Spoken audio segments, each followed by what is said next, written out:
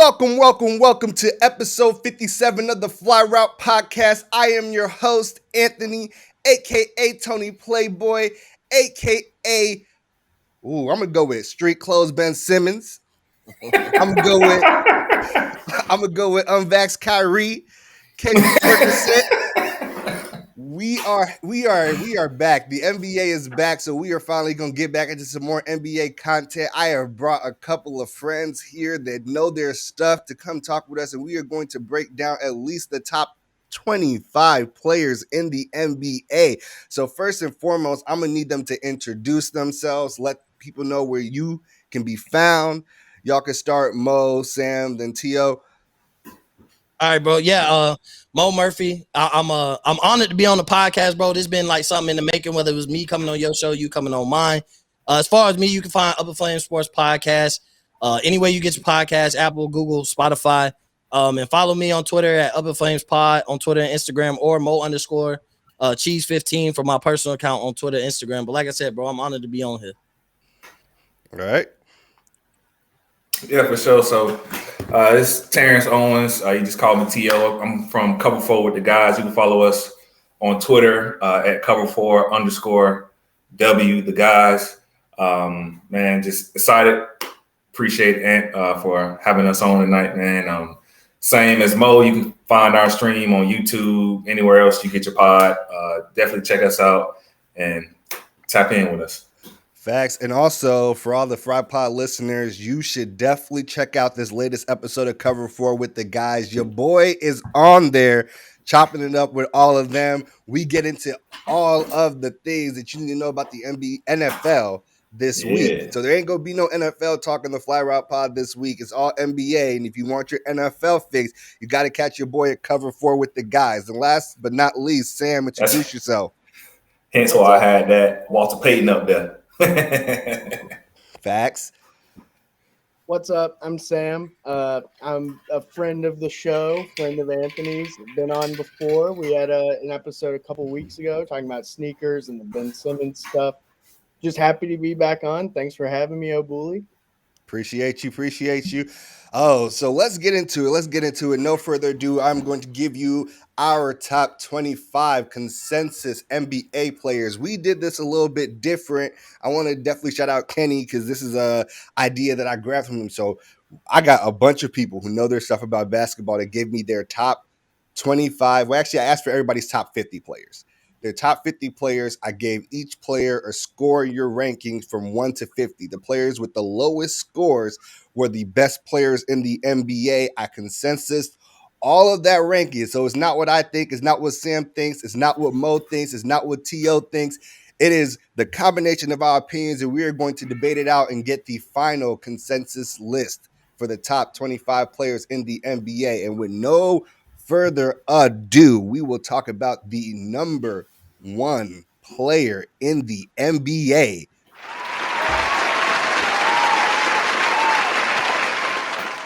The number one player in the NBA that we decided is Kevin Durant, and it was not particularly close how far up there Kevin Durant was. And this was not surprising. 3 of the 6 people that gave us their rankings had Kevin Durant as their number one. No other player repeated for the number one player in the NBA. Straight up. Now, the interesting part is no one seems to be interested to argue another person here. You seem satisfied with KD up there? Oh, yeah. KD number one, man. KD number one. I had Giannis, but I mean, I was one of the guys that didn't vote KD. I voted Giannis, but it was a 1A, 1B situation. Like, to me, it was like with Giannis and KD, I feel like how I always felt with LeBron and KD the past few years. Like, I always was a LeBron guy, but if you thought KD, like, you're not wrong. So I'm more so, I think Giannis has proved that he's the best player in the league, coming off a championship. Could have won, he outdid his MVP season, so he could have won another MVP. He might start getting the LeBron treatment on MVP. So I think he's the best player in the league. But anybody who thinks KD, like, you're not wrong. Like, to say that KD, to argue that he's the best player, to me isn't. I wouldn't argue that. I get where a Kevin Durant fan would be coming from. Bet. So number 2 is already where it gets interesting. So number 2, we got a tie at a tied ranking. So first off, Kevin Durant had a score of 7. amongst all 6 of us. The next 2 players have a score combined of 16. That's how far ahead Kevin Durant was of everybody else. So at 16, we have a tie between Giannis Antetokounmpo and LeBron James. Hopefully, there are 4 of us here. We will not deadlock, but we got to break this tie. Mm-hmm. Who do y'all have as your number 2? For me, I got to go LeBron James. And this is honestly why I separate Kevin Durant and LeBron from Giannis as well. Giannis, his game is too focused on the paint solely. He's a great defender. He finishing at the rim. I mean, arguably one of the best in the league, probably the best in the league.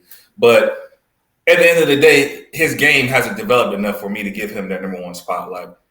This is a guy that's going to go out there and get you a bucket. No, if you cut this man off from going to the rim, he don't got no post-up game, turnaround jump shot, mid-range, then he can't shoot free throws. So I'm going to send you to the line. Hey, he shot the free throws at the end when they counted. No, he did, definitely. He was killing it at the end when it counted. And interesting here, before I get someone else's opinion, have y'all all seen them, the preseason clips and, just Giannis shooting threes now? Jumpers. It looked fluid. No, he ain't. It's not gonna happen. He shot 4 of them opening night, and he made 1. So he's shooting them, but to think that Giannis is gonna come down the court pulling up threes, I don't think he's hit that stride yet. It's nice to see though, but even for me, I would say Giannis is number 2, only because I pitched for him to be the best player in the game. KD was my number 2, and I look at Giannis T.O. right. He can't get a bucket like LeBron or KD or even Steph, but to me, he's a power forward. To me, he's not a wing player. I look more at him as a power forward. And classic power forwards, the Kevin Garnett's, Tim Duncan's, those type of players, they did most of their damage in the paint. They could stretch it a little bit with being able to shoot mid-range, occasionally hit a 3, unless you were Dirk. So when I look at Giannis, he can make plays, but everything's from the paint. He's everything you want in a big man, working from the outside in, being able to let Chris Middleton create plays from the outside, obviously Jrue Holiday. So that's why I had Giannis number 1. So for me, if I'm going number 2, I got to put Giannis 2. If KD going to be the consistent number 1, it wouldn't be right to argue LeBron for me. Okay, Sam. I don't disagree with anything that anyone has said. I had LeBron 2nd. I think LeBron just affects the game in more ways, playmaking, scoring in a bunch of different ways.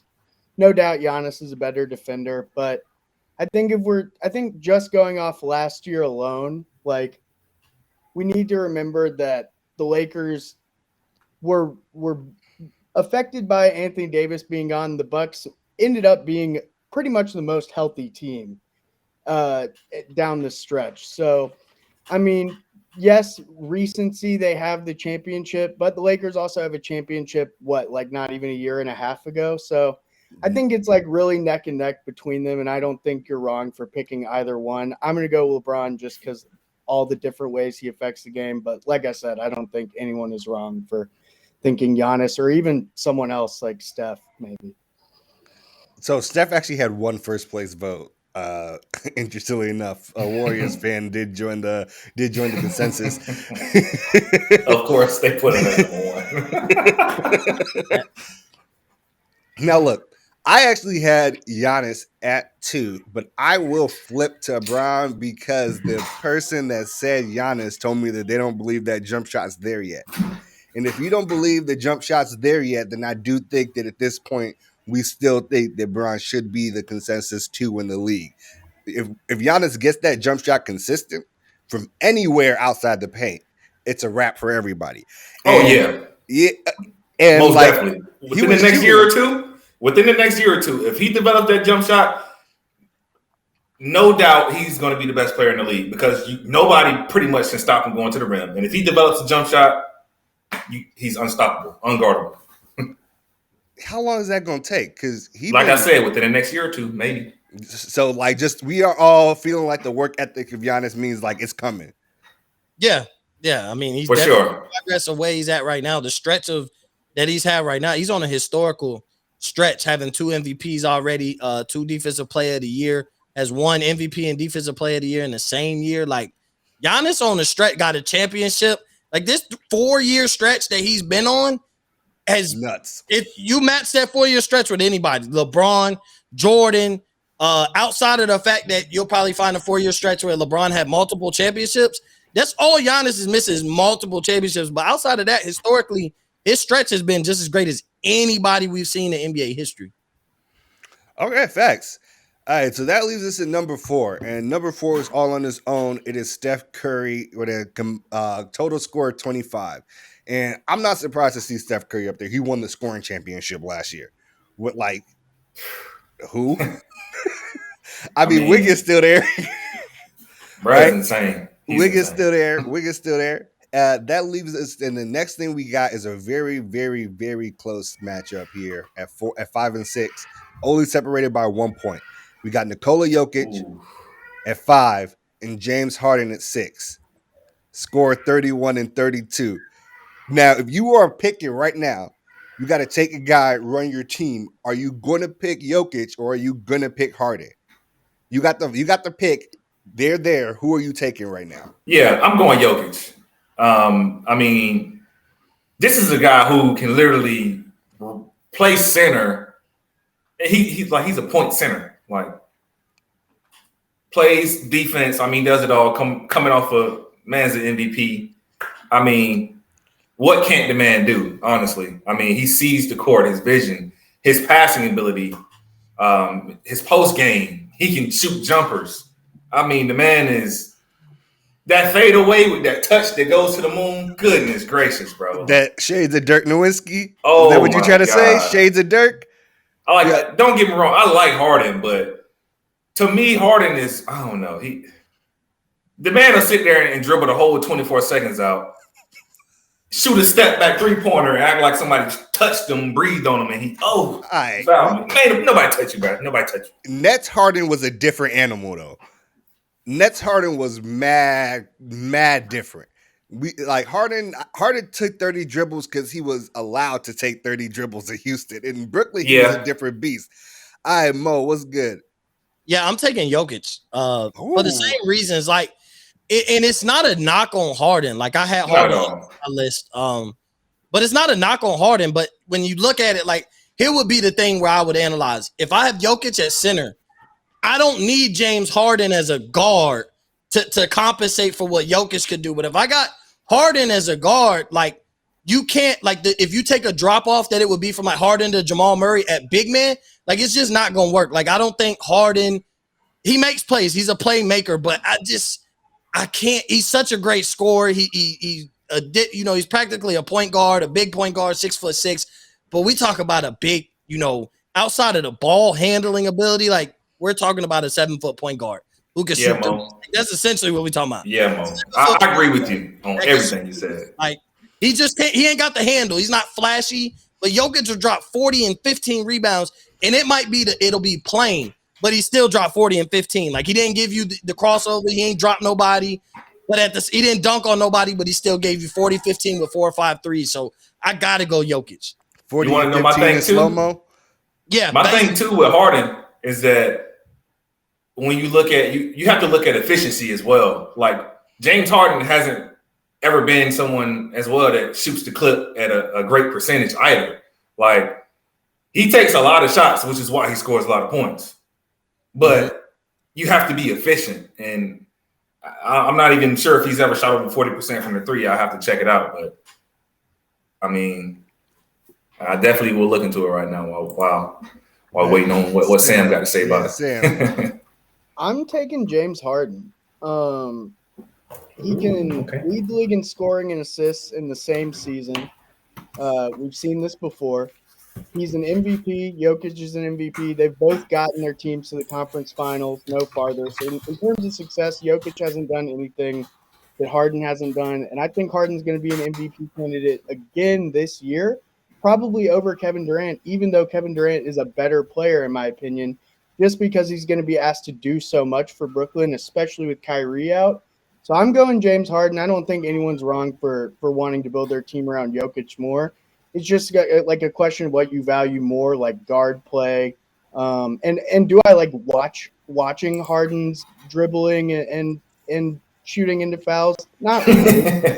But, like, we have seen that for, like, the last 6 or 7 years with Harden as your best player, it does produce a really good regular season team. Whether that team is built to win in the playoffs.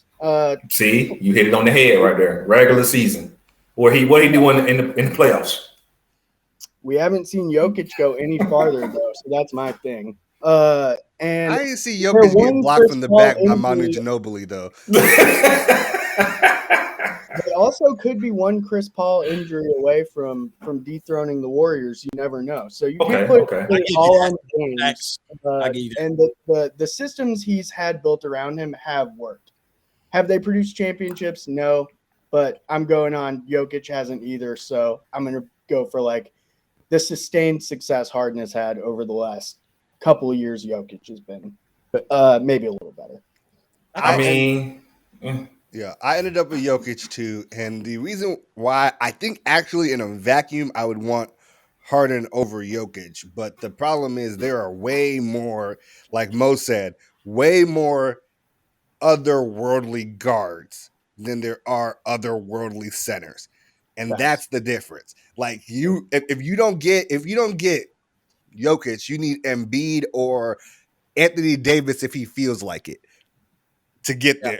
If he feels like it. So I felt that one for real. That brings us to the next player, and this player is number 7, and he's been trending high for a while. But Luka Doncic got the number 7 spot with a total score of 44, while Harden had a 38.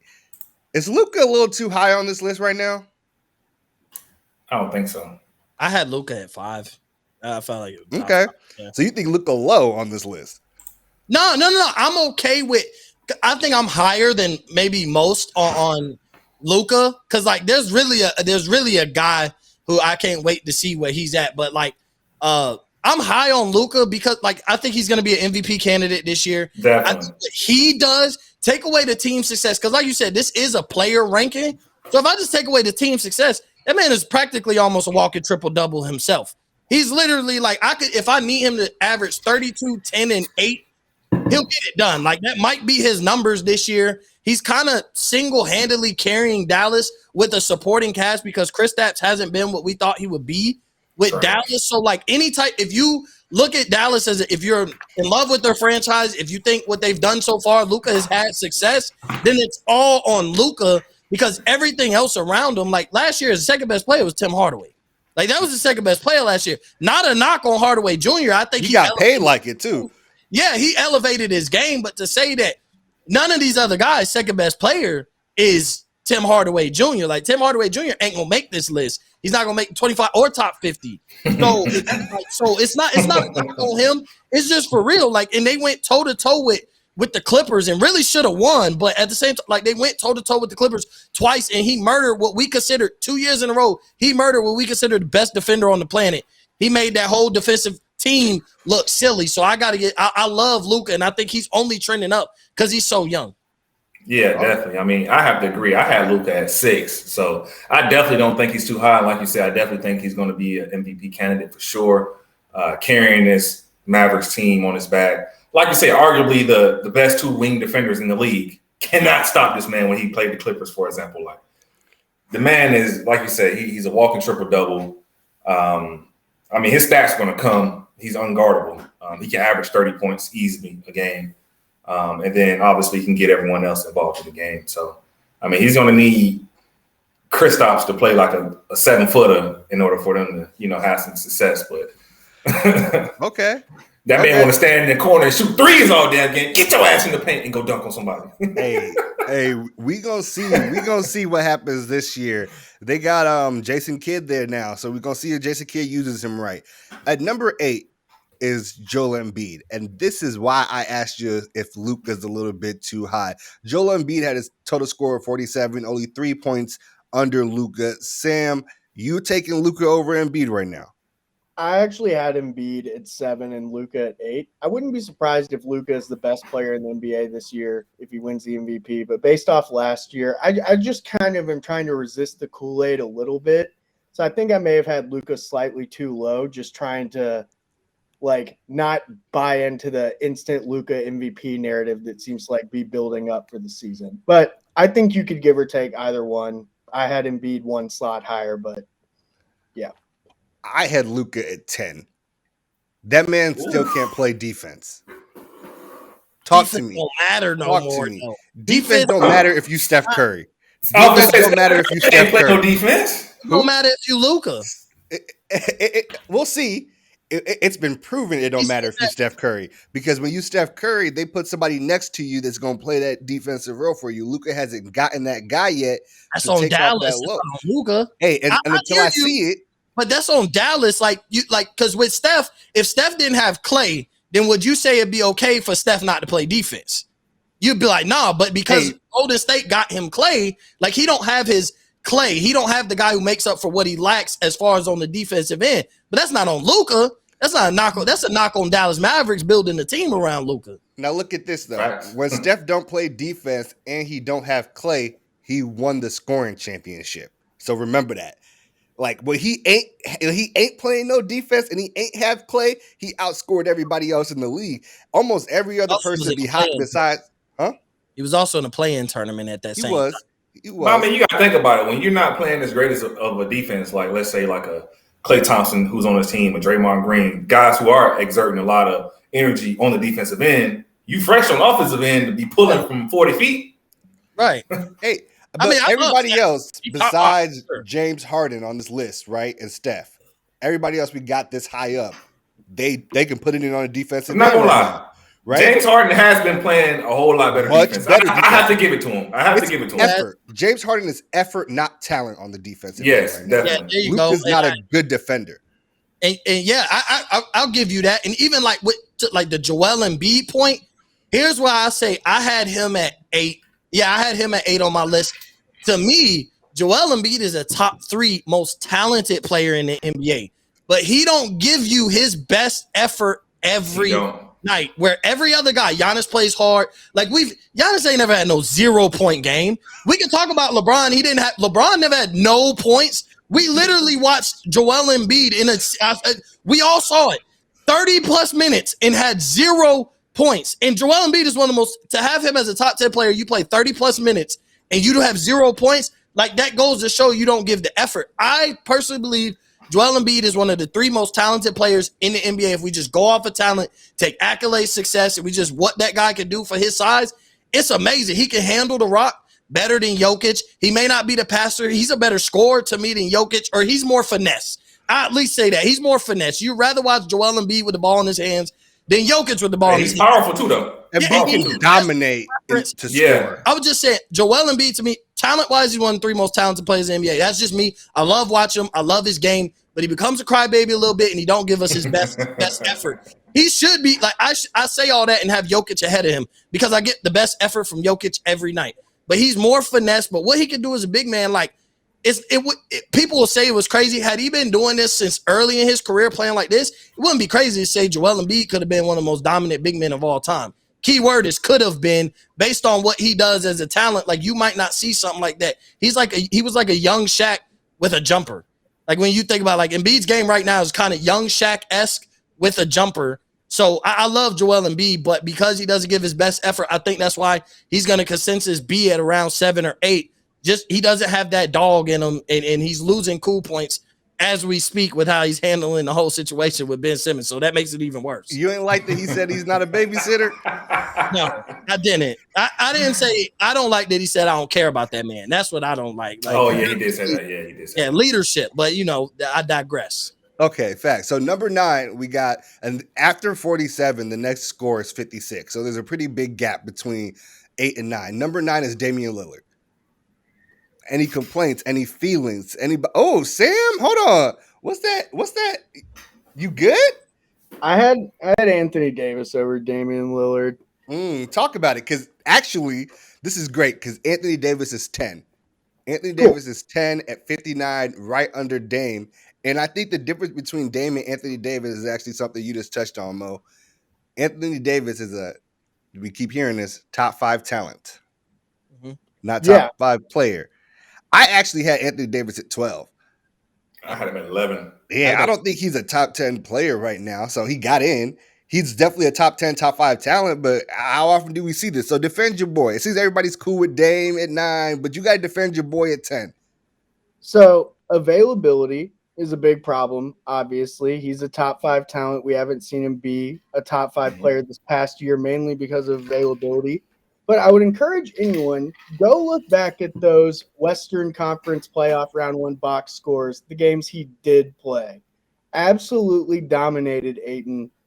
Lakers were up 2-1. When he plays, even coming off a season where he hasn't played pretty much the entire season, the 2 games he's available, he is absolutely dominant. And defense, like when you factor in both sides of the ball, I think I got to give it to AD over Dame, simply because we've seen healthy AD contribute to a championship the first year he was on a championship contending team while being a top 3 defender in the league. We've seen him average 25 and 10, but we haven't seen him take the next step to be the Lakers' best player, which is, I think, why he gets downvoted a little bit. And because of the injury stuff last year, I think people, want to go off what they've seen most recently, and AD being absent really hurt the Lakers. So I see that being held against him, and I hope that over the summer that really aided him and that he worked on the things, his diet, his physique, his just general stamina, being in shape. I hope he worked on all of those things and can hopefully stay healthy this year. But I definitely see availability as a knock to him. I'm just kind of ranking him as like when he's available, he is a top 10 player in the NBA. All right. We'll see when he's available, because I know that everybody was on him. LeBron James Was on him. Russ said it is last night. Well, just he did. Russ did not, but that's neither here nor there. All right, so we are at number 11, and number 11 shocked me because I thought this player was a little high, but he's been talked about as a superstar for some time in the league. At number 11, with a combined score of 68, we have Jason Tatum. Did that surprise anybody that wasn't me? Okay, Mo.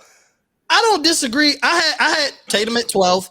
I had Kawhi at 11. Part of the reason was because Kawhi got hurt. That's why I don't have him in my top 10. But either way, 7 still. Yeah, I tried to keep it fair that he may not play for a while. But I had Tatum at 12. I look at, bro, when you look at him individually, he's got the whole package. Like, is he the greatest passer in the world? No, but that's not his game. Like, he's not that LeBron James type of forward. He's more so that 6'8" version, Kobe Bryant-esque. I don't want to label him the next Kobe, but he has that type of game. And a lot of people have said, like, he's very similar to him. Prior to Kobe passing, like, he said the same thing. Like, I see a little bit of him in me. Also said that about Devin Booker, but Jason Tatum is a star. Boston is any type of relevant right now because of Jason Tatum. You take him off that team, he gets injured, and we're talking about a lottery team that has a very high chance of having a top 5 pick. But you put Tatum in, and like, you're gonna give him the benefit of the doubt. You're putting him some people have him as a play-in team at the 7th or 8th spot. Some people have him finishing 6th because they think Tatum will take that next step. As a rookie, he carried that team. I won't say carry, but he took that team to Eastern Conference Finals when Kyrie was out, and he carried that team to Eastern Conference Finals in a 7-game series against the LeBron James-led Cavs with no Kyrie, so we thought they had no shot in the playoffs. So the type of success he's had, I mean, he's just missing the accolades, the first team All-NBAs, the MVPs, but he's not going to get that kind of love because he plays at the same position forward as LeBron James, Kevin Durant, Kawhi Leonard. So he's not going to see that first team All-NBA yet, but I think Tatum is like starting to become underrated at this point, and I think all eyes are on him to take that next step. Okay, actually, Sam, Tatum underrated?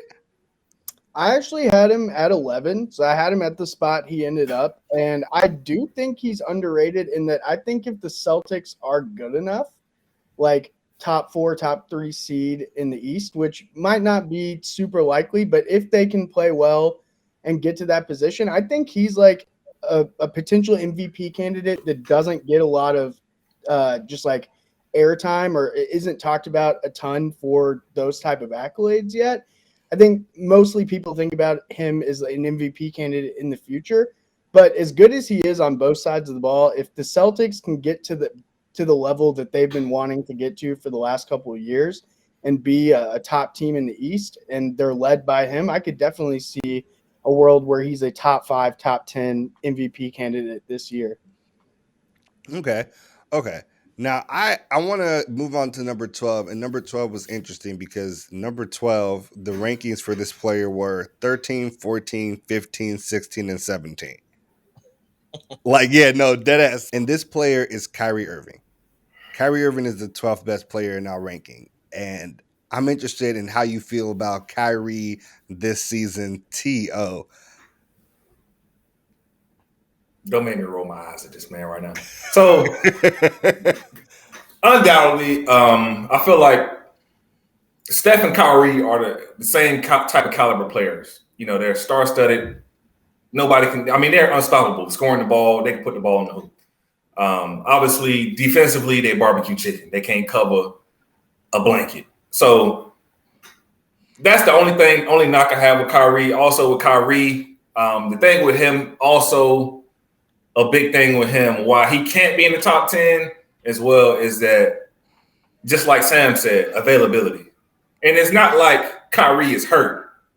Kyrie's just on his hiatus. I just seen something on social media recently where he out here playing flag football and stuff, and I'm like, bro. I mean, he can't go to work. What he's supposed to do? Yeah. Play flag hella football. Free time. Come on, man. They say he can't come in. The man ain't committed, right? He got to stay in shape. He's not committed to the game. Can't be. Maybe they'll trade him. Number 13, as a guy that I have that's a big dark horse guy, Jimmy Butler. I like Jimmy at 13. I honestly, personally, I had Jimmy Butler up at 11, and I wanted him at 10, but I allowed Luka to take the 10 spot for me. So I have Jimmy Butler at 11. The Miami Heat have a lot of buzz coming around them. I mean, Jimmy Butler has shown that he's kind of a complete player at this point. Do you think Jimmy Butler can lead the Miami Heat to the Eastern Conference Finals? For me personally, yeah, go ahead. I had him at 20. So if Jimmy Butler is the best player on your team, I'm going to say no. Wow. Yo, Jimmy I want to see what y'all got to say about that. I had Jimmy at 17. I'm a Heat fan. He led us to the finals. Now, granted, you know what I'm saying? They were bubble frauds, the Mickey Mouse, Eastern Conference champions, and then to go and get swept, the next year. They won. Oh, no, my bad. We got swept by but they should have won one at the very least. But they kind of had to prove what they were as far as going into the finals, and Jimmy Butler faded away after being a second team All NBA last year, which I don't think he should have got, but that's neither here nor there. I don't think he played enough games to be second team All NBA. First off, I think when he was on the court, he was an MVP candidate. To me, with COVID and the injury that he sustained, he just wasn't on the court enough for me. I mean, we already talking about 72 games instead of 82. I think he played right at 50. So he just didn't play enough games for me to put him there. But he's very talented, but sometimes, as much as we talk about Jimmy Butler being a dog, he doesn't always bring that dog out of him on the offensive side. Defense, that's the problem. Never worried about what he does. But when you ultimately need Jimmy Butler to get a bucket, everybody in the gym knows he can get it. But will he do it is the question sometimes. And so that's my problem with Jimmy Butler. And that's why they got swept by Milwaukee, because when they needed him most, when the game was about to get out of hand, or in game one when he needed to get a bucket to win that game one when it was close and down, it was like Tyler Hero taking shots, Duncan Robinson shooting three, instead of your best player putting the ball in his hands and getting a bucket. But you've seen him do it a million times. Just like, everybody get out my way. I'm getting to the rim. I'm probably going to get fouled, and I'm bullying people. Jimmy can. But you've also seen him not. He can do that. Exactly. And that's my problem with Jimmy. If he's your, this is our clear number one guy, I just don't see him, being able to lead that team to a championship. But he's also not a one. That's the thing. Jimmy finds himself handling the ball in clutch situations a lot when he's actually a three. But he's a guard. Right? He's a two guard. Yeah. Is he really a two guard, or was no one else around him that guy in those Jimmy situations? is a menace. That's the kind of player he is. He's a menace on the court. Hold on. He is a menace, but was Jimmy Butler just the only guy on the last three teams he was on that could have the ball in his hands at that moment. Think about it. He was on the Minnesota Timberwolves. All that was there was Cat. Cat shouldn't have the ball in his hand. He's a center. He went to Philly. We saw what Ben Simmons does with the ball in his hands at that moment. Yep. Now then he went to Miami, and like, who was the other guy? Goran Dragic? You just said you ain't want Tyler Hero with that ball in his hands. You right. Dragic is clutch too. Now he does play well in the clutch. I'm just saying, like, who else was going? I'm interested to see what happens when Kyle Lowry gets to set up Jimmy Butler. It needs to be Jimmy, and that's the thing. Like he said, Jimmy is too passive on the offensive end. He needs to be that dog. When it's time for him to show up and say, "Hey, I'm going to take this game over," that needs to be his mentality. But he's too passive on the offensive end. We talk about guys that need to have someone get them going. Who was ever going to get Jimmy going? Right? So who's going to feed Jimmy the early buckets early, get Jimmy rolling? Jimmy got to get them buckets for himself. Kyle Lowry's there now. That's someone that can feed you them buckets, get you going. That's not something he's ever had before. We talked about it for AD. This one, like when Rondo, the difference between AD with and without Rondo is kind of what I'm trying to talk about. Every time AD is on the court with Rondo, he is that top 5 menacing dude that everybody talks about. Rondo just kind of knows how to get him in his pocket, get him the baskets to get AD moving. Like, Rondo had like 20 assists in a game with AD back in New Orleans. Do y'all remember that year? What did that against Portland?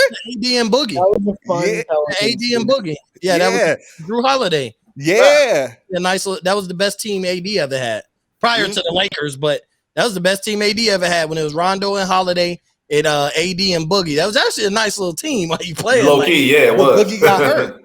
Yeah. Boogie got hurt. I think Rondo ended up getting hurt too in the playoffs. Didn't they win the first playoff series and then Rondo and Boogie got hurt? Boogie got hurt pre-playoffs, like and then Rondo got hurt. Rondo might have got hurt in the second series. I know the first series they smacked whoever they played.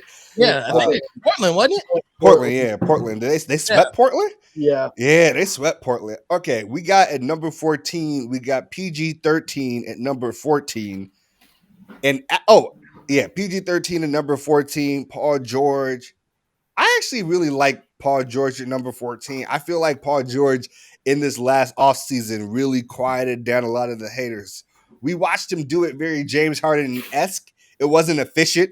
There were a lot of shots, but we saw Paul George say, I'm going to enforce my will on games in a way that we were like, oh, we ain't seen PG do that since he was in Indiana. I like Paul George. I like Paul George there. Does anybody have any qualms with Paul George? I like him there. Yeah, I like Paul. I'm a Paul George fan. I'm a fan of his game. If I could give a name to his game, to me, Paul George is the smoothest player. Him and Kyrie Irving are the two smoothest players in basketball with the rock in their hands. Like, when they do what they're the two guys, it looks so natural. Everything comes so beautifully, and that's what Paul George does well. He gets his own bucket, but like when he handles that rock, when he controls it just looks like poetry in motion. And I think him and Kyrie, that's what I praise both of them for, is no matter how crazy it is that they get to the bucket, everything looks slow, rehearsed, and poetry in motion with how they get their own bucket. So I love Paul George. I had him at 13 instead of 14. So a lot of these guys, I was either one up or one below at pretty much where they're falling at. Okay. Facts. The next guy we got at 15, this is a person that, this is actually very interesting to me. It's Trey Young, because he is our 15th player at a combined score of 95. Is Trey Young a top 15 player in the NBA? Run us up. I'm at 13. I think Trey Young could be top 5 for the MVP this year. We've seen him really show out in the biggest moments with Atlanta. They're going into their first full year with Nate McMillan, and we've seen what they have going over there with him. It has worked, and I think if they continue that path, maybe they don't get as far as they got this year, but I think that team is going to be a force to be reckoned with for like the next 5 to 10 years. As long as he's there and as long as he's the centerpiece of the franchise, I think Atlanta has a lot of good things coming, and he's going to be at the center of all of it. So I think he's already shown he's a top 15 player, and I think he's only going to continue to climb the list. All right. Yo, Tio. Yeah, I definitely like Trey Young. I had him at 18. Had a couple other guys ahead of him from this position. But the way Trey Young is able to impact the game, especially with this Hawks team, being able to take that Hawks team as far as they went, man, it was amazing to watch for sure. A guy, who's able already at this point in his career is able to be, such a great leader, and his teammates get behind him. And then getting guys like Cam Reddish back towards the back end really helped as well. Then you got guys emerging such as John Collins, and then Atlanta paid everybody. How Atlanta paid everybody? Atlanta paid everybody. Everybody got paid in Atlanta. Figured it out. I don't get it. It's insane, but I definitely think they do have a lot of potential. Like OKC traded Harden. Remember, OKC traded Harden because they didn't want to fork him over the extra bread, and somehow Atlanta paid everyone. Yeah, and I got Trey at 18 too. I'm right with T.O. I had him at 18, but he's like, sometimes when you rank guys, you be like, I expect them to outperform where I have them coming into the season. That's him. Like, you start looking into next year and be like, coming into next season, no way I'm gonna have him at 18. He's one of those guys that I think he has big potential. Where if you look at our list mid-season, you'd be like, you had him at 18. To me, he's at like 12, and I'd be like, I agree with you, but I ranked him coming into the season with he'd be like a high riser. That's where I would put him at. Where he's got high riser potential, where he might even put himself right on that outside of the top 10. Ooh, okay. That brings us to a player where we have a player here who's right above a tie, but this player was a player that I think might actually be better than Trey Young. So at number 16, we got Donovan Mitchell. Combined score of 107. So Donovan Mitchell and Trey Young, the numbers were actually not close. It was over 10 points between the two. But is Donovan Mitchell not better than Trey Young at this point? Donovan Mitchell's resume has to be like, besides the conference finals appearance, right? But that's like Trey Young got 1 year. Donovan Mitchell kind of been that dude leading a team since year 2? But why is that not an argument for Trey Young that he's had more success earlier? And they were the one. No, he's had one better year than Donovan Mitchell. But D Mitch hasn't reached the conference finals yet, has he? I said Trey Young had one better year. Every other Trey Young year, Donovan Mitchell's been better. Is that wrong? I don't know if he's been the better player. He's been on the better team. And I'm a D Mitch fan. I love D Mitch. I think what you saw last year was the emergence of how D Mitch is going to really be, how good he's really going to be. But I think like that Jason Tatum, Donovan Mitchell, Trey Young, Luka, I think they're all like, those are your future of top 5 to 7 players. But I think because I had Trey 18, D Mitch 19. And I think because of the body of me too. Work, I had him 18 and 19. And it's like, you could argue it, but I just think D Mitch right now, Trey Young's the hype train right now. Like, I think that's what it is. He got more hype behind him. He did it longer on the bigger stage, was in the conference finals. Had he not got hurt, they might have went to the finals. Like, we don't know. So it's one of those, like Trey Young is on notice. He put the world on notice last year where, like, Donovan Mitchell kind of fell up short. Like, we wanted him to win the series, and he kind of fell up short. He was hurt, though. So was Trey Young, though. Like, Trey Young came back from injury and still balled out in the conference finals as opposed to where, Donovan Jazz were the 1 seed too, right? Yeah, they were the 1 seed, and D Mitch came back. He came back from that injury and dropped 30, but him not winning that series ultimately, I think, is the knock on why you would put Trey Young ahead of him right now. Okay. Yeah, Trey Young isn't going out to the Clippers without Kawhi. Okay, thanks. I like that. So the next thing at 17 and 18, we have a tie. Combined score of 109. 17 and 18, Chris Paul and Bradley Beal are the tie that we have here that we need to break. So we will start with Mo. Okay. I know I'm going. You know who you're gonna go with? All right, Mo. Who are you taking? CP3 or Bradley Beal? I'm going Bradley Beal. I had Bradley Beal higher than CP3 on my list, so I have to go Bradley Beal to stand by my list. But to me, CP3 is I expect a decline from him this year. Like, I know your player rankings is always like, well, look what he did last year. But, like, CP3 wasn't the best player on his team last year. That's just my opinion. Why? Like, we're talking about a tie on the list. CP3 and on this list is ranked ahead of Devin Booker. I don't believe CP3 was better than Devin Booker last year. Was he more important to the team because when he came, DeAndre Ayton's game stepped up, this and that. But, like, Devin Booker's numbers were better without Chris Paul on the floor. And Devin Booker was the guy who he had big time games. Yes, Chris Paul in the Western Conference Finals had that 30-point game, the closeout game, and he looked amazing. But right now, for a whole season, like I don't even think Chris Paul is the best player on his team. So I got to go Bradley Beal. And age plays a factor in that too. Okay, hold on one second. I got to ask you a question real quick. You think Devin Booker is better than Chris Paul, even though Chris Paul has a bigger impact on the game and the other players around him? Like, isn't that part of being a great player is that you make other players around? Like, that's kind of Bron's thing. Bron's supposed to, like, bring out the best in people. It's a team sport. Because Devin Booker everybody is not a playmaker for everybody else. Like, that's not everybody else's role. Like, Devin Booker is a 2-guard. Classic, like, Kobe Bryant, God rest his soul, nobody kill me, but he didn't make his players better. Like, as far as what he did, he was a scorer, and he drilled you in practice. He made you work harder. He didn't just make everybody better on the court.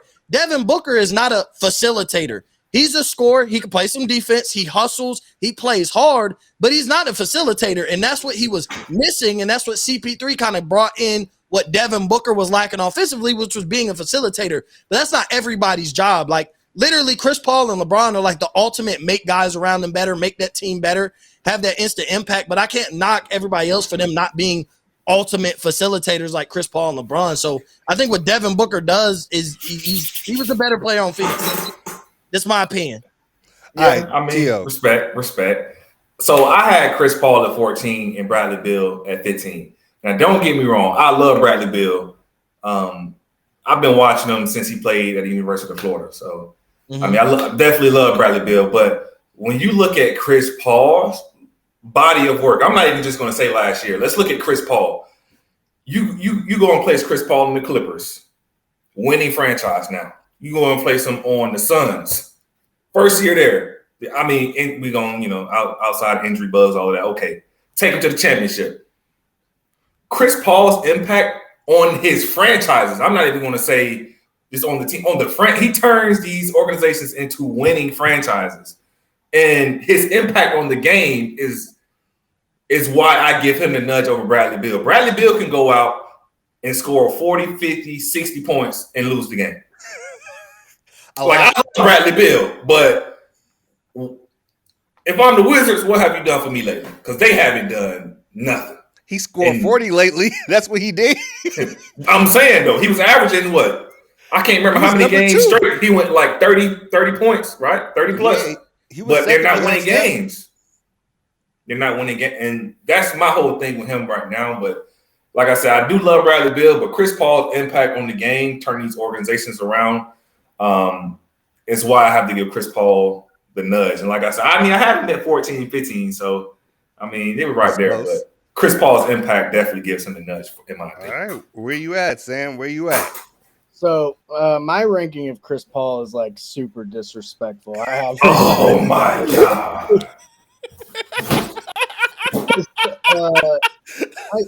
I have him like 10 spots down from this. Huh? Hold on, I'm about to check Sam's list real quick. Hold on, I had him at 20. I have CP3 at 21. I have him at 25. Oh my god! Okay, wow. That's insane. No, how does he win so much? Like he took OKC. He took OKC. You see what I'm saying? OKC was a lottery team, and he took them to the playoffs in the West.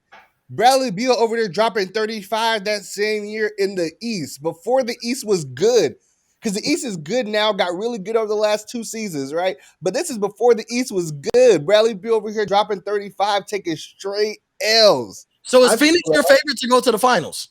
Is Phoenix your favorite? No. Phoenix isn't my favorite because I have Chris Paul. Well, we were debating Chris Paul being, 17, 18, and there's like 16 niggas ahead of him that are significantly better, that are on other teams with other people that are also on that 16 list, right? They got multiple, better players in them. So, but we're talking Bradley Beal here. So about Bradley Beal. You got to look in terms of the winning factor. The lineups that Washington were running last year legitimately horrible. Garrison Matthews, significant minutes. Raul Neto, significant minutes. Ish Smith, significant minutes. Ish Smith not bad though. COVID distraught team made the playoffs because Bradley Beal had them on his back. And averaging a triple-double. Throw Bradley Beal on the Suns with Devin Booker and DeAndre Ayton and tell me that team is not just as competitive as the one that they currently have. I don't think so. I don't think so either. The ball? Yeah. Devin Booker, he's become a way better facilitator in the last couple of years. And if you want him to take that step, then he can do it. Also, they could have kept Ricky Rubio in that world. Okay. Okay. Hold on. No. I don't. We got to play defense. Your 1, 2, and 3 is Ricky Rubio, Devin Booker, and Bradley Beal. Teams are scoring 150 a night. You saw the Bucks dropping like damn near 150 on Chris Paul. I'm just saying, like, yo, Holiday like Chris Paul up too, though. Holiday nice. He had Chris Paul on lock. Like Drew Holiday did in the finals. Like Chris Paul's age got exposed, and that was my knock on Chris Paul coming into this year with some player rankings is his age, because later on in the playoffs it got exposed. He had that explosive game in the Western Conference Finals, which got his mojo back. Because prior to that, it was like, oh man, he's getting tired, he's getting old. And then in the finals, he just didn't have enough juice against Milwaukee. And Drew Holiday took the rest of the juice that he had on him. So for me, it's more so an age factor and what I expect. I expect him to decline a little bit this year because he's 37? Like I wouldn't even pay him if I'm Phoenix. They paid him for the next till he's 40. And they paid him 30 million.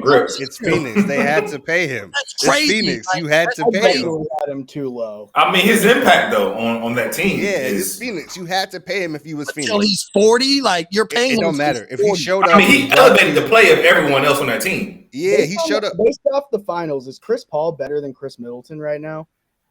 That's what this list says. Consensusly, I had Middleton.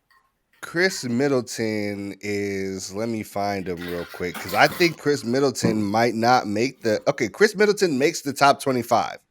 He does not make the top 20. He does not make the top 20. So I'll just say that. So he's not there with it. So we got to break this tie. And interestingly enough, for me, where did I have this at? So for me, I definitely had Chris Paul over Bradley Beal. And that would leave us at a 2-2 lock just because of the impact of Chris Paul. Like Bradley Beal doesn't impact winning enough. That's the most important stat. I give you that. You're right. He don't impact winning enough. But I actually like Bradley Beal on this upcoming team. Real talk. So we are still deadlocked. I will take the executive push of Chris Paul at 17 because he wins games. I give you that.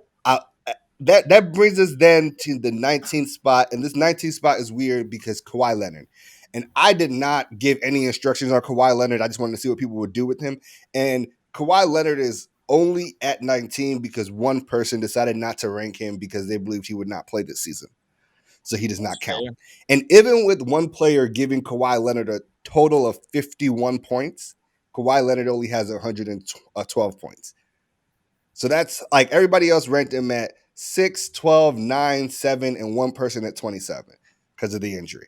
So Kawhi Leonard's interesting. Like if he comes back and plays, does it matter for the Clippers? Or can the Clippers actually make something happen, get on Kawhi like at Christmas if they're lucky?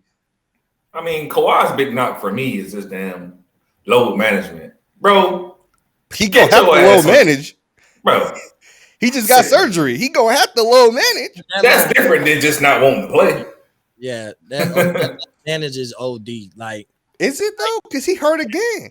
But that's like, okay, yes, I get it, but like, no, like it had nothing to do with load. It had nothing to do with load management, though. It didn't have to do with the load management. Chris Paul ain't load managing. I'm going after all the old guys. Carmelo Anthony plays every game. Maybe he sits a game every 20 games. Chris Paul plays almost every game. LeBron James plays every game that he's healthy and available. Like, those guys are 35 years and older. Dwight Howard does not miss a game. Like, I'm not even going in the guys of their prime, like the KDs and James Harden who happen to come off of injuries. All the guys 35 and older do not load manage. If they get hurt, they get hurt. Injuries are a part of the game. And Kawhi comes with stipulations. I take my own ride to the stadium. Like I don't fly with y'all. I load manage. I skip every third Hey, game. listen, maybe the load management is why he's getting injured. Maybe load management is why he's getting injured.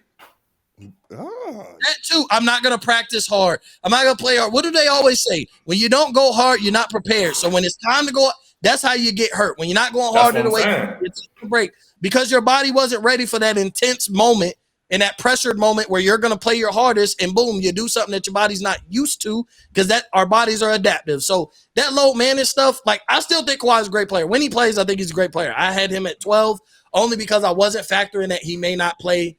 Most of the year, I was just looking at his talent, but that low manage is OD. Like it's okay that he's not playing right now. He's coming off an ACL. I'm fine with that. But it's when he comes back, he's going to skip every third game. He's not going to play back-to-backs. Then he's going to decide which back-to-back he's going to play and not going to play. He may not travel with the team. He may not be in practice for a week, and then he shows up and plays the game. He's going to be questionable game time decision. I don't want to deal with that. Like, that's why when people was talking about Kawhi to Miami, I ain't want him because I don't want to deal with that. Like, give me somebody who's going to be available. I don't want to have to deal with, will he be there? Will he not? When will he be there? Will he show up on time? I don't want to deal with that. They said he's been a problem with the Clippers, so no. That's why. And then, I want to be here. Oh no, I don't want to be here. Yeah, like people talk about Kyrie. People should be killing Kawhi the same way. He's just not vocal about it. He's just not. He's quiet. He's the quiet assassin who gets away with. He's out of the limelight right now because he's hurt. But when he's healthy and he's playing and he's going through, I think these are things that they do bring up because, I mean, him load managing, like you say, because Kawhi is like, I'm not coming to work personal reasons, and then like you find him at like a bar at a party. I'm sorry, Kyrie is like, I'm not coming to work personal reasons. You find him at like a bar at like a birthday party, and Kawhi is like, yo, I'm here. I'm just not going to participate. My knee hurt. It's sore. Like that's what everybody's telling Ben Simmons to do right now. My head be tight. I gotta sit down. My head be tight. Brown said, "Do it." He said, "Hey, get the team doctor that you cool with, and eye my neck, eye my back, and call it a day. And just that you showed up. And that, I mean, like you said, players do that. But yeah, Kawhi but like then Kawhi like he tore his ACL. I can't say he's not hurt, but Kawhi don't always be hurt. Now it's all of a sudden like he has a degenerative knee injury. What is that? I mean, considering he just fucked up his knee again, maybe he do. ACL, like it wasn't a degenerative ACL. I mean, but it's like, different, like you say, like from going from like low managing just because, I don't want to play to. That's what it is. Yeah, I don't want to play, and being injured are two different things. Like if you're healthy, you need to be on the court. Period. Like if you're healthy, and everybody else is held to that standard. LeBron James is held to this. James Harden. These guys miss when they have real hamstring injuries, something like that. They go and say rest. What is that? Exactly. Popovich tried to rest everybody for the Spurs that one time in a primetime game, and everybody killed him and wanted him fired for that. Like, and what Pop say? We play for championships, not regular seasons games. And guess what? Too, from a fan perspective. From a fan perspective as well, you work very hard for your money, right? You pay for these tickets. Kawhi healthy and he not playing. You not mad? Yeah, I'd be hot. I'd be hot. I'd be hot as a fan. I would be hot as a fan. I will not lie. I'd be hot as a fan. But like, is that the concern of the players and the coaches? I mean, he's healthy. There's nothing wrong with him. There's nothing wrong with him. He needs to be playing. But sometimes there's nothing wrong with him, but you want to keep him well rested for the long haul. Y'all were talking about how Chris Paul plays every game, but he's old, right? Mm-hmm. Maybe if Chris Paul played less of them games, he would have been available and had more gas in the finals when you said all the age came and showed, and Drew Holiday showed him this is a young man's game and put the clamps on him. But maybe if Chris Paul didn't play, maybe they not the second seed or third seed, like maybe they're not the seed that they are. Also, like it's hand to hand. Maybe you didn't get a banged up Lakers as your first matchup. Maybe you had to play the healthy Luka and Dallas Mavericks, or you're the seventh seed and you had to play the second seed Utah Jazz, or first you fall down to eighth because Chris Paul missed some games you couldn't win without him, and now you're matching up against Utah. Like, that's what it comes down to. So number 20, we had Devin Booker, and I feel like we had a good amount of Devin Booker conversation already. He was about 17 points under Kawhi, total score of 129, but just 2 points under Devin Booker at 131. We got Karl Anthony Towns. Karl Anthony Towns at 21. Do we think, huh? I'm a Cat guy. You're a Cat guy. I feel like Cat is also kind of one of them guys that we're like, too. ooh, these, like, Cat kind of looks a little Anthony Davis right now, if that makes sense, when he was in New Orleans. It's like, man, you keep balling. We see the stats. We see what you can do on the court. How do you stretch the floor like that? Someone told me recently Cat is the best shooting, like, three-point shooting center of all time. And I think that actually might be a true statement. There's some substance to that. Like, there's some substance to that. And Cat's also tucked away in Minnesota. Like, unless you have stream links or league pass, you don't watch Cat often. So people, he plays in Minnesota, like, they can't be that good because Minnesota's not that good. Like, D'Angelo Russell and they were supposed to, D'Angelo Russell's always hurt. Like, we talk about the best ability is availability. D'Lo always hurt. Like, his supporting cast always hurt. Cat has some injury issues also. Like, I'm not going to make it like it's all on everybody else but him, but he has some injury issues also. So it's like, and you don't get to see enough of Minnesota to just judge his flat out talent. Unless you have NBA League Pass, you stream on whatever, and you actually are invested in watching basketball to make your judgments and the eye test. But you'll look at the stats, you'll be like, man, he's a really good player, but Minnesota sucks. Like, if you watch the game, like, Cat is a really good player. It's not his fault. And when he's on the court, he's one of the 20, 25 best players in the league. He's one of the best young guys who are entering his prime. So that's just I love Cat. And I think he needs to get out of Minnesota. That's just me. Yeah, I mean, I can definitely agree with that. He definitely needs a culture change for sure. That whole Minnesota organization definitely does as well. I mean, I had him right outside of my top 25. I had him at 28. I definitely feel like, he's one of the best talented big men as well, along with like the likes of like Joel Embiid and Anthony Davis. Just his ability, everything he can do, put the ball in the hole from three, he can dribble, he can defend, he can do everything. But for me, it's still on the wave of that Bradley Beal, like impact on winning games. Like, yeah, I mean, I understand. Yeah, his supporting cast ain't all of that, but I mean, at the end of the day, we all professionals. Like, they're all professionals, and I mean, we got to win some games at some point. We got to win some games. Yeah, we got to win some games at some point. So that's why I have him just right outside my top 25. All right, you got any thoughts you want to add on Cat, Sam? I have him like right in the middle of there. I have him at 23, and I could see him moving like way up in the list based off good year this year. I don't have a ton to add based on Cat. I really like him. There are some guys I had ranked above him that had a bit more breakout years last year, but I could easily see him surpassing them again. Speaking of, this is the part of this that I will start with. Where the fuck is Zach Levine? All right. I'm going to start that at number 21. And I would be like, all right, where the fuck is Zach Levine? So I'm starting to get at 21 because Zach Levine is also still not right. So 22, we have Chris Middleton. And I want to say where the fuck is Zach Levine, but Chris Middleton just won a championship. So I'm going to give that man his respect. And I think he probably should have been at this point over Cat. I think just we see. I had him over Cat on my list. We see what he's doing. Chris Middleton at 22, and like the difference between them is about 7 points. So it's not huge, but it's also not small. It wasn't particularly close to put Chris Middleton at 22. Do we see Chris Middleton moving up this list, or do we see him moving down this list and Drew Holiday taking the next step over him this season? Mm-mm. I mean, I don't see Drew passing Chris Middleton. Nah, not at all.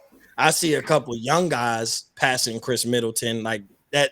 I'm looking at other players on other teams that are behind them. Like, I had Middleton at 25, and like he could drop a little bit farther to me if some of these young guys take that next step that I have behind them. So like, I don't think it's about his teammates. I just think it's about some of the younger guys. Like you said, it's a young man's game.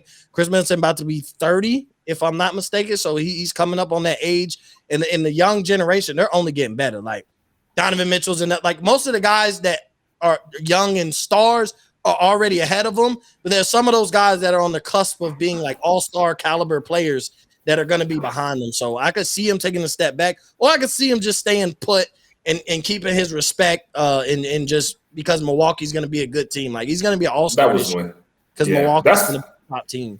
Okay, Yeah, that's where I'm at with it. Okay, facts. So Sam, you was nodding.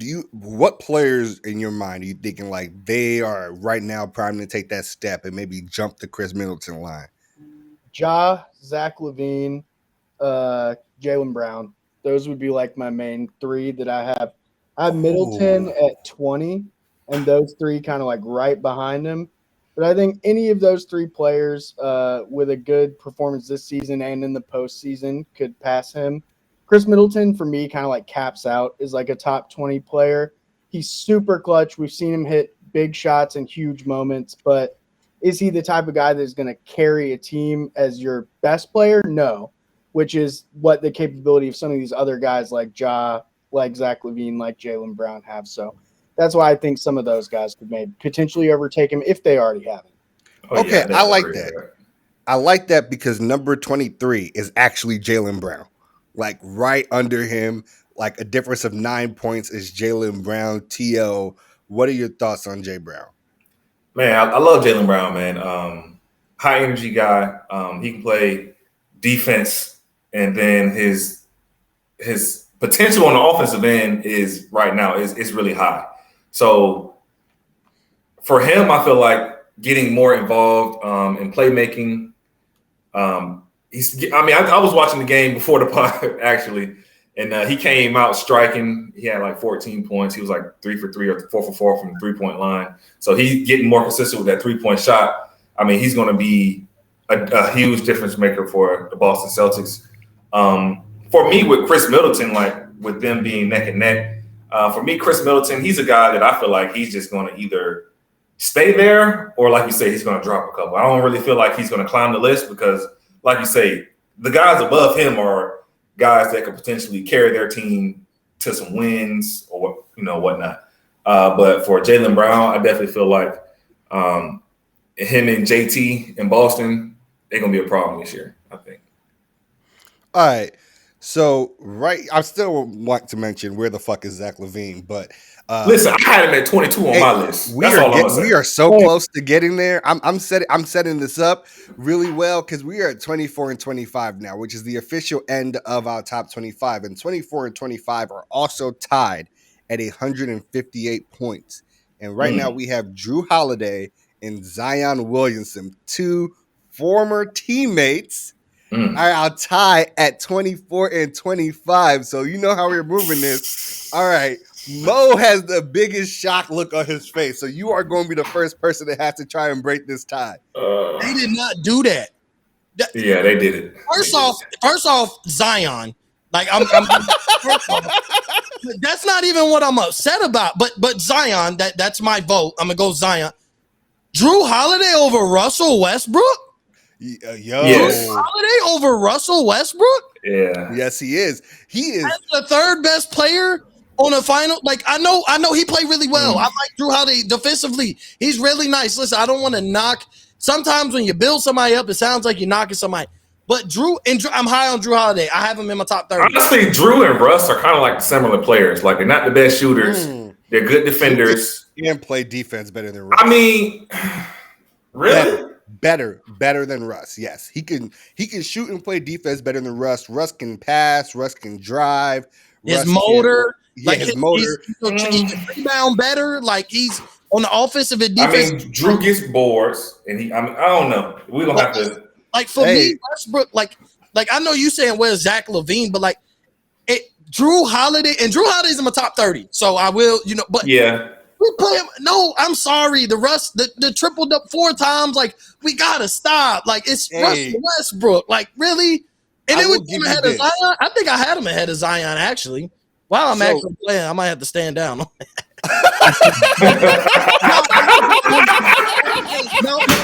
I had Zion.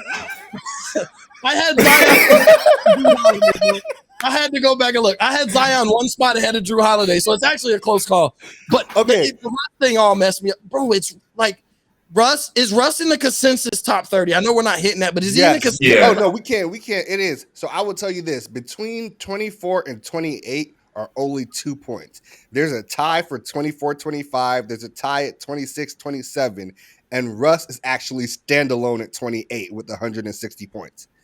So like Okay. 158 is 24 and 160 is 27. So it's like really close. It's like a real close bunch. I could calm down a little bit, but I ain't give you the information yet because I wanted it to sound. Yeah, Drew Holiday, because I'm like, bro, Drew Holiday over Russ, but like it's really a split decision that it seems, but still, like Russ not in people's top 25. Like he's coming off another triple-double season.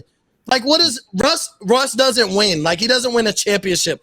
I give you that. Like that's perfectly fine. You can't win a championship with Russ. And I get Drew Holiday being the third best player on the Milwaukee Bucks coming off a championship. He's going to be hyped up a little bit more, but to Drew Holiday in the top 25, even though I have him at 29, Drew Holiday. Me too. I got him at 29. It's insane to me. He can't be top 25. Like top 30, okay, and I'm talking about the 29, 30. Top 25, like that's hey. He consensus was ahead of Zion. Like, and I know I only had Zion one ahead, but like it was a no-brainer to put Zion ahead. I was arguing with Zion and who I had ahead of him, not who I had behind him. Like all right, so Sam. All right, so actually, first off, only two people that voted had Russ in the top 25. Everybody else had him in like the 26 to 29 range, which is actually how 26. He ended up there. Yeah, so Sam, Drew Holiday, Zion Williamson, who you taking? Zion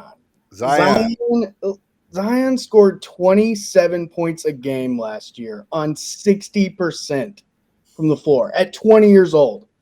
Like, what is the argument? He's hurt. Defense. He weighs over 300 pounds. Man, you saw that. He's doing crunches, bro. He's got it. New Orleans is a tough place to live. That boudin got him. That crawfish. That etouffee. For me, just Zion's ceiling is just so much higher. That I had Zion at like 19.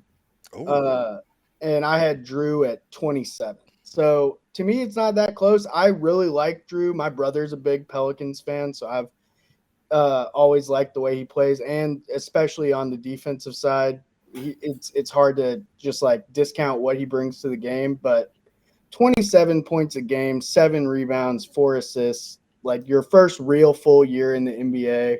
I just think like he could be like he's like mini Shaq and just has an unlimited ceiling if he can stay healthy.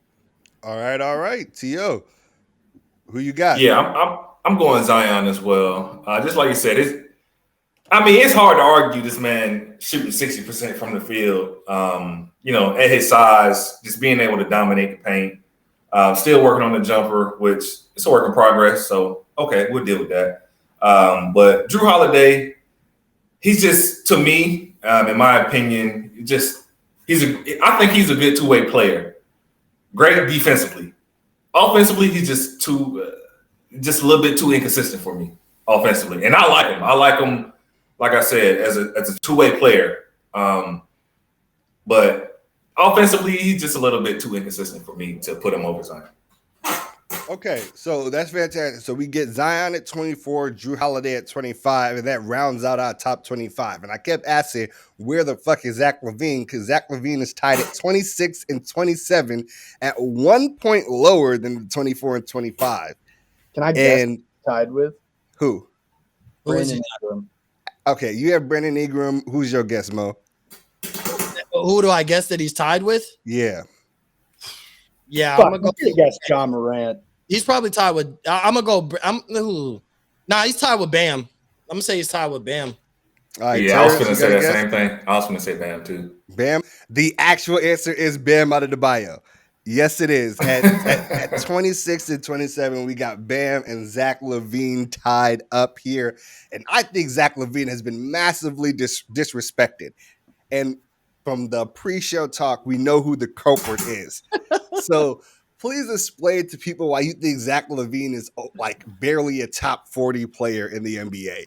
To me, I think Zach Levine is maybe a little bit underrated. Like, I don't even know if he's going to be the best player on his team with the Bulls. I think Vucevic should be the best team. If the Bulls want ultimate success, I think Vucevic should be the best team. Should be the best player for that team. I even think DeMar DeRozan might be better than Zach Levine. Like it's close. Bro, look. Zach Levine has not done it long enough for me to say like Zach Levine has not been great long enough. Like he made his first All-Star game. Welcome to the club. The snub is over because he ain't gonna lie, he be getting snubbed. The snub is over for my boy. That's all I'm gonna say. Is he flat out better than Gilgeous-Alexander? I don't think so. Yes, he's been putting up Bradley Beal numbers with less attention. He's probably been putting up Bradley Beal numbers on better efficiency. What did he average last year? 25? He averaged 25 last year, right? 27 and a half. Okay. Yeah. Open. And he had COVID, and he missed a part of the season due to COVID. On 50% too. On 50. Hold on. Sam, say that shit again. 50%, 27 points at 50% clip with 5 rebounds and 5 assists. I had him at 22. Bruh! At 50%. I have to add in that he is a legitimately horrible defender, but I had him at 22. So is Bradley Beal. Defender.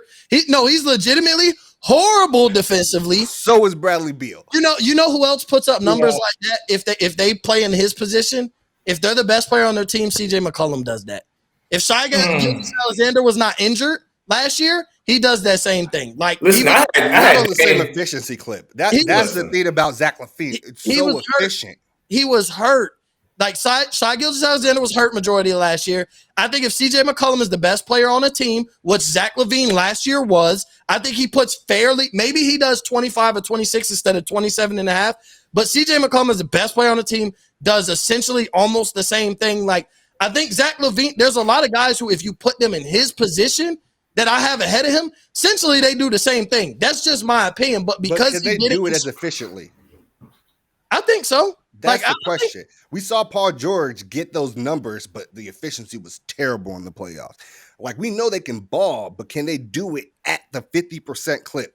That's the thing that makes him special. Paul George efficiency fell in the playoffs. Like, Zach Levine he hasn't had that playoffs where we're like, okay, he could take, because we see guys who play great in the regular season fall in the playoffs, and Zach Levine hasn't even had that opportunity. Like, and I know, like, he wasn't last year, but we saw SGA in the playoffs. He played really well, almost won a playoff series alongside Chris Paul. To his credit, we've seen CJ McCollum play really well in the playoffs alongside Damian Lillard. To his credit, CJ McCollum played like dumpster juice in the playoffs. He has played well in the playoffs. I'm not saying he plays. And I like CJ. But personally, he plays like dumpster juice in the play. But he has. Let's be real. What I'm saying is, we've seen a playoff series with CJ McCollum. Like, okay, CJ McCollum balled out. He did his thing consistently, but he's done it before. I think Vucevic is the best player on Chicago. Like, I have Vucevic on my list ranked ahead of Zach Levine. Now, granted, it's not sexy because he's a center, and he's not a center named Joel Embiid or Nicola Jokic, but I think he's vastly underrated as a center. And I look at some of the guys, Brandon Ingram, De'Aaron Fox, Julius Randle. Yes, I have Ben Simmons ahead of him.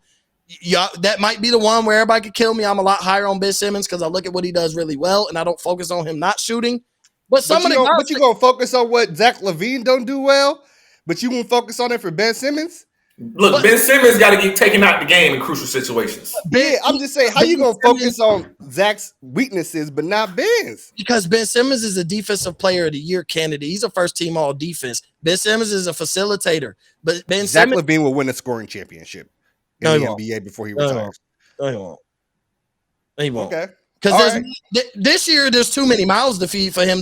He's not averaging 27 and a half this year. I said before he retires. I won't say this year, but before he retires, Zach Levine. I mean, he got more eyes for people to look at other than just him. Because last year, he was the scorer for that team.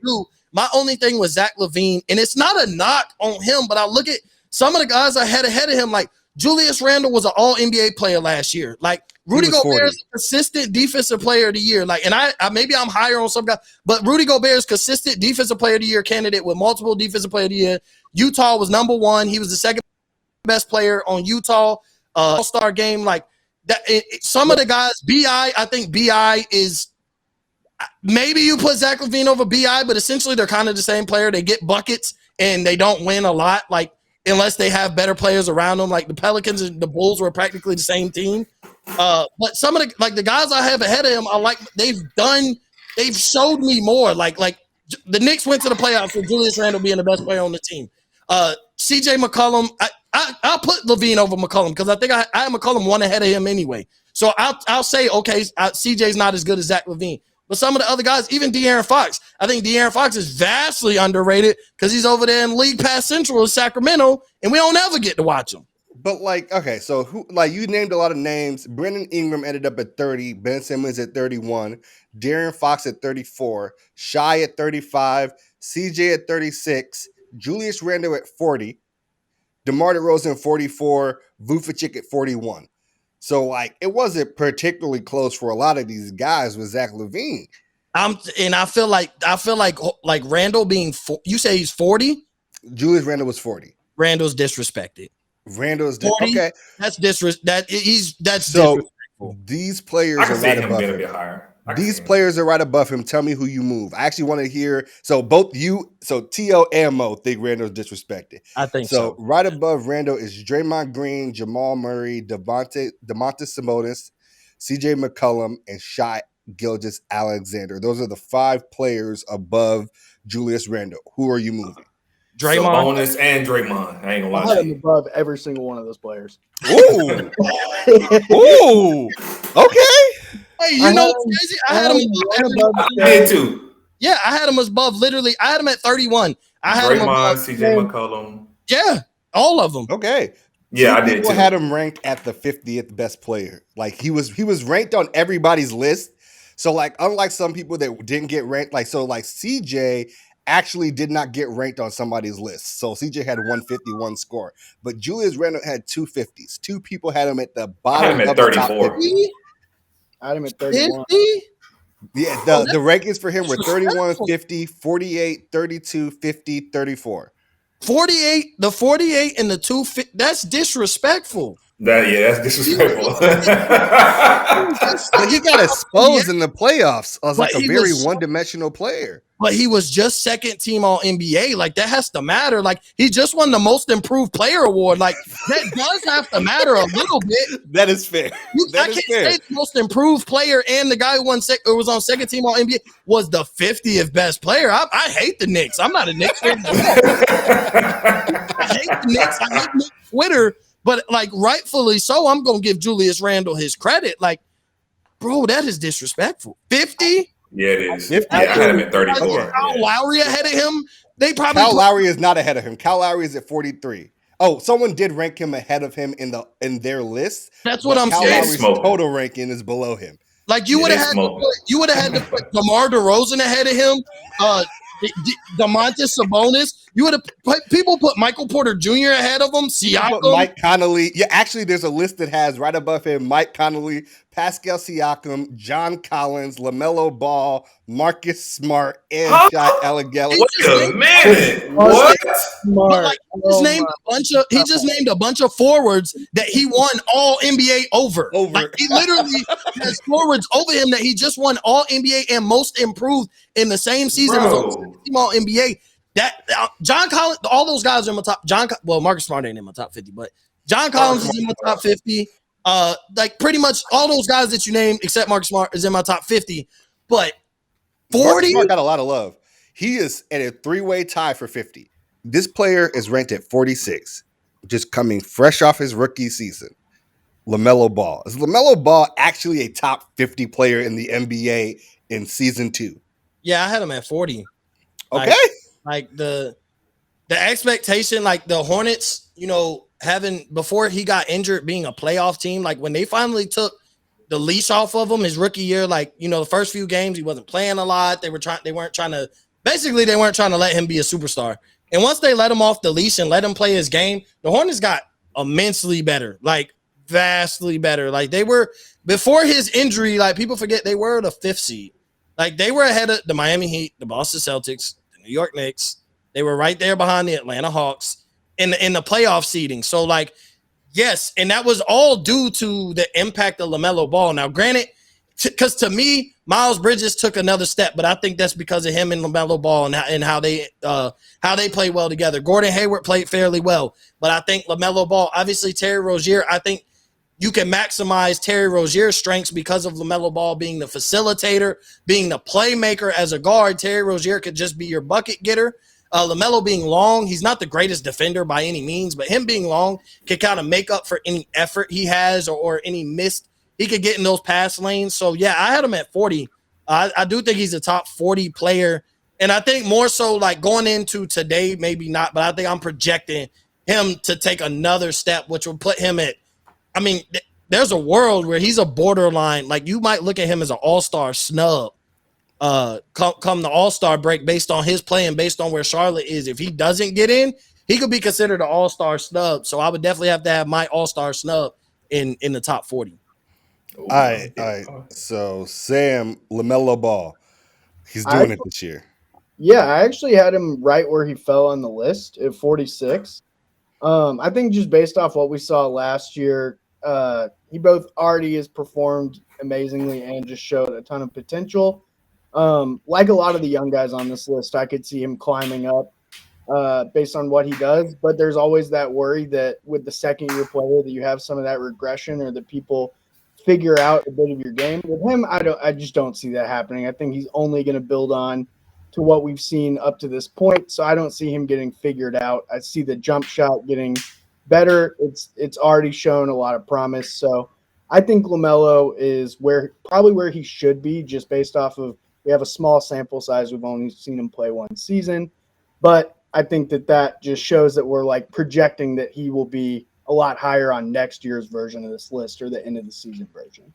Okay. Actually, I like the end of the season version. If y'all are all trying to come through and do it one more time to see like the comparison, that'd definitely be dope. So that rounds out the top 25, even though we gave people a little bit extra. But let's wrap up the show. Y'all is Tony Playboy. All right, that is definitely it for episode 57 of the Fly Route Podcast. I want to say thank you to all three of y'all for coming through, rocking with me, getting down our top 25 players in the NBA. If you are listening to this, you can hit us all up. You know, there'll be clips everywhere on Twitter at the Fly Route Pod. Catch it on our YouTube channel, also the Fly Route Podcast. All my guests, shout yourself out one more time. Let people know where they can find you as we wrap up. Y'all can find me. You can find me at Upper Flames Pod, Twitter, Instagram, Mo_Cheese15 on Twitter, Instagram, Mo Upper Flames on YouTube. But you can listen to Upper Flames Sports Podcast anywhere you get your podcast, Apple, Spotify, Google, iHeartRadio. And definitely check out the Go Long live show I do at lunchtime with Sage and Barry. Great little quick 30-minute lunch break show. Kind of thing where we cover our thing in sports. So shout out to Sage and Barry over there at Today's California. Appreciate you for having me on, bro. And I'll return the favor and definitely have to get you on Up in Flames, bro. Appreciate you. Go ahead, T.O. Yeah, you can catch me at Cover Forward with the guys on Twitter, also YouTube, anywhere else you get your podcast where you listen to it. Definitely appreciate Ant having us or having me on tonight to represent for the pod. And salute to him for coming on and chopping it up with us on our pod as well. We're pretty active on Twitter, so if you guys want to follow us on Twitter, we also let you guys know, when we drop our new episodes and everything like that. So Twitter, anywhere else you get your pods, just chop it up with us. Let us know how y'all feeling us. I'm Sam. Anthony, thanks for having me on again. This is my first year that I'm going to be making content about the NBA. So these last two episodes we've done with you have been a great start to get into that. And I just wanted to say thank you for having me again. Shout out to the Fly Route. Yeah, see, they don't know. Me and Sam go back like over half a decade at this point, like well over half a decade at this point. Like we moving on a decade. So me and Sam go way back. Appreciate you for coming on. A friend of the show will be on frequently. Thank you, everybody that listened, whether it's on YouTube, Apple Music, Audia, Spotify, even if it's just clips. We appreciate each and every single one of you. Share the power with a friend. That's how we grow. And I can't wait to give you the next episode next Friday.